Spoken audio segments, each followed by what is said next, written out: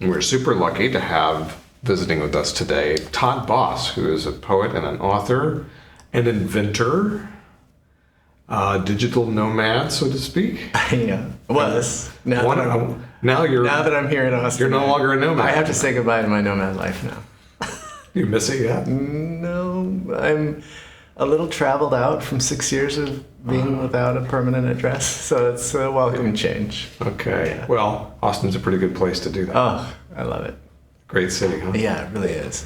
I raised a family for 25 years in Minneapolis, and I make the connection a lot between the two cities because they're both very similar in the way that they've embraced the arts. They're both highly educated towns. There's a lot of youth and intellect that to the life in both of the cities. And I was in the theater industry in Minneapolis where they used to boast, I don't know if they still can, more theater seats per capita in Minneapolis than in New York City. And I don't know if that's still true, but that was based on a survey that was done years ago, and you could feel it. There's so many actors and great theaters there. And so always makes a city better. Yeah. Right? Yeah, absolutely. The arts is kind of the heart of a city, I think. That's how I feel, yeah, for sure. And then it's just great to have a big university right in the heart of things, too. Oh, yeah.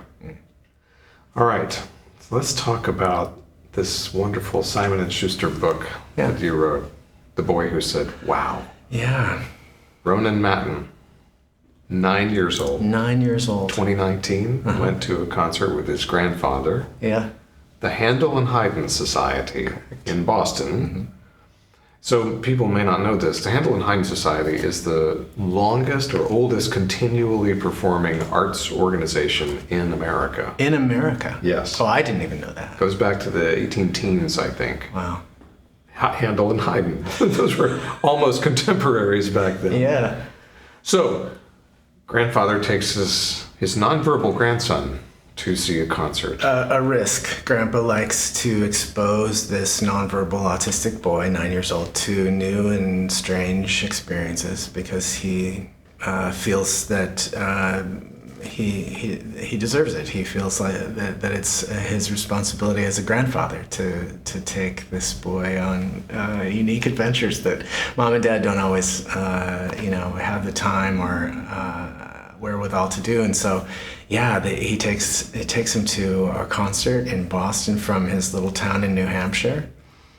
And it's his favorite hall, primarily because the boy's favorite hall because of the glass elevator in the lobby that goes up to the second floor. Fascinating. Yeah, and they sit up in the balcony, and I've met him now that I've written the book. I had a chance to go out and sign with him and celebrate the book's launch.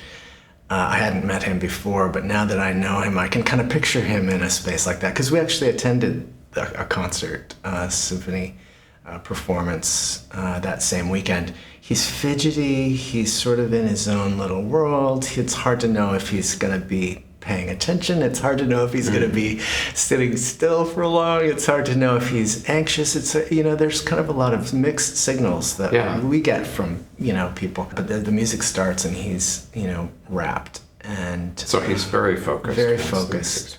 And he only gets kind of he gets very animated in moments when he's moved emotionally. That's what how his father interprets those moments. When sometimes he will burst out with something that's sort of not language based, and when he's moved, or when there's stillness in the hall between performances, when he just can't wait for the next thing, I imagine, to happen. And so it is a risk to take. We saw it during the DNC. Gus Walz, Tim Walz's son, I don't know if you caught that, but during the Democratic National Convention, Gus Walz had that moment when he burst out, that's my dad, up on the stage, and sort of made a little bit of a scene with that outburst. And that's the kind of risk-taking that a family that has that kind of neurodivergence in its makeup gets really used to taking. So, yeah, as a risk. So risky for the parents, but we have to take into account that other people need to have grace. Yeah, grace, patience. Yeah. And they did in the hall. you can hear it. You can hear, well, you hear wow. and it was a polite wow because it was after the music had stopped, but before the applause. And you can hear grace in that concert hall, I think, from the audience. Yeah, I think you can. Okay, that was neat, you know. It's this very sweet little one-syllable noise that comes from the ebullience of an innocent child's sort of unfiltered reaction to music.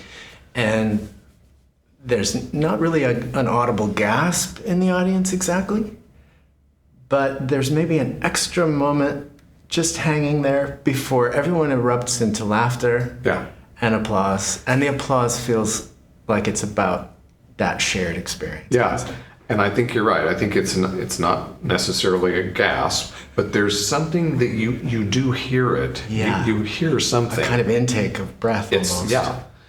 And it's, I think maybe, just as a concert goer, I can say this, it might be that it resonated with everyone because they probably are thinking wow or have thought wow. And they would never say it. They would never do it out loud.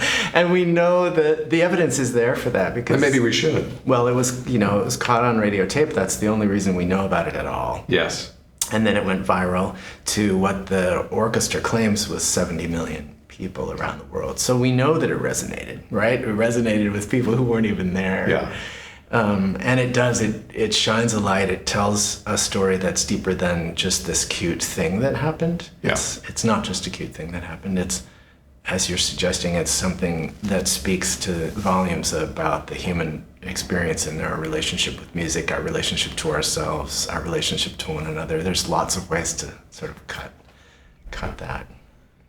So it's my understanding that the president of the orchestra attempted to find out from the entire audience. Maybe I guess they communicated with them electronically. Yeah, he was there that night. And the next Monday morning, he sent an email to everyone who was there. Yeah. And said, who was that? Who was that? We want to invite them back. Yeah. And I don't remember if it was, I think it was a friend of the family's who forwarded it along to the parents, not realizing that it was Grandpa who had taken Ron. And then it got back to Grandpa, and then they decided, sure, let's go ahead and give up the identity of our of our 9-year-old too. Yeah. And then they gave permission to release that recording. So what made you decide to write a book about this? Well, I, like everyone else, heard it on the radio. I think it was on National Public Radio, probably. Yeah. I was traveling. I was a nomad. I was in Baltimore. I remember distinctly being on the street between museums or something. I was attending something or going to an art experience of some sort, and I was walking around listening. And it kind of caught me unawares. I wasn't expecting it to touch me the way it did. And I think maybe everyone, can relate to that. It's sort of just a very resonant story. Oh, yeah.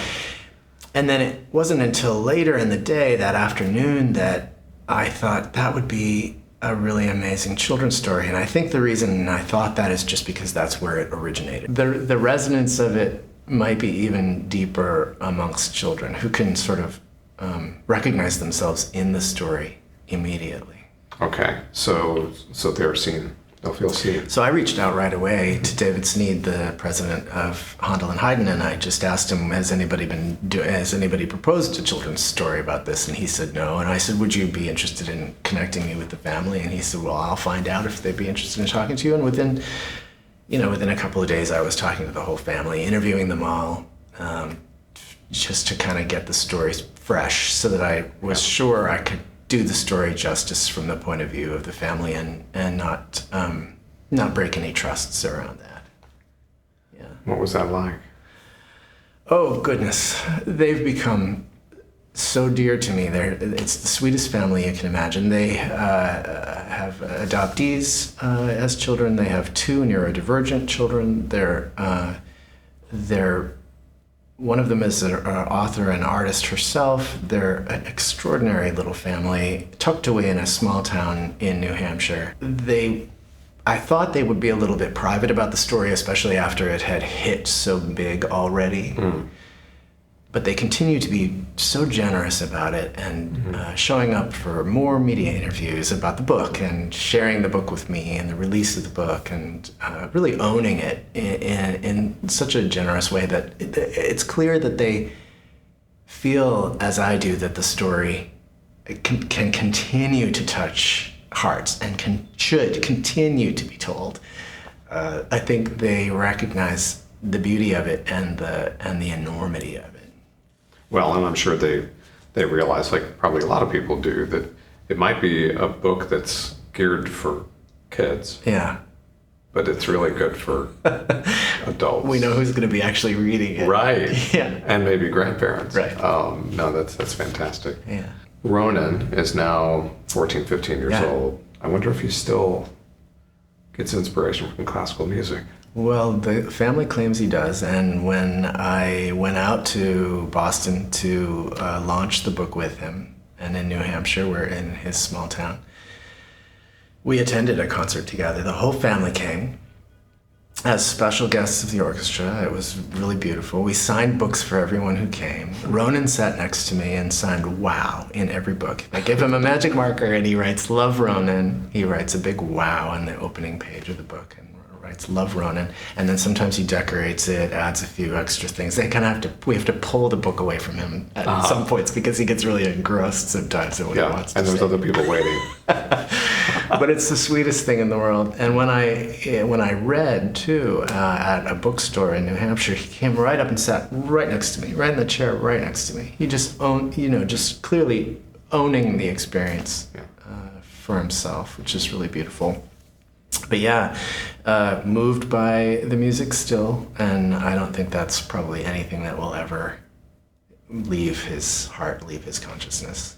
The book is The Boy Who Said Wow, published by Simon & Schuster, and it's available everywhere you get your books. Todd Boss, thank you. Thank you, Anthony.